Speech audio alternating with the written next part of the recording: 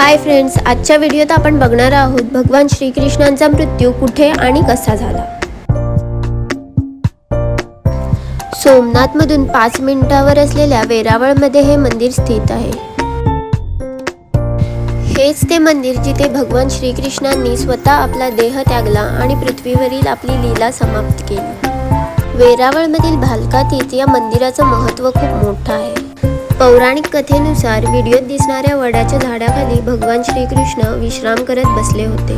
तेवढ्यात जरा नावाच्या शिकाऱ्याने दुरून त्यांच्या पायाला हरणाचा कान समजून बाण मारला आणि तो बाण थेट येऊन श्रीकृष्णाच्या अंगठ्याला लागला।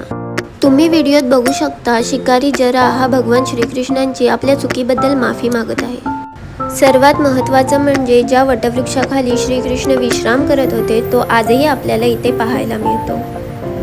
ही जागा खरंच खूप शांत आणि भावनिक आहे। दर्शन घेऊन झालं, चला तर आता आपण मंदिराचा परिसर फिरूया। ही जागा फिरण्यासाठी खूपच मोठी, सुंदर आणि शांत आहे। जागोजागी खूप मोठी मोठी वडाची झाडे आहेत। त्याच झाडाखाली एक गाईड मुलांना गुजरातीमध्ये माहिती देत आहे। तुम्हाला समजलं तर नक्कीच बघा।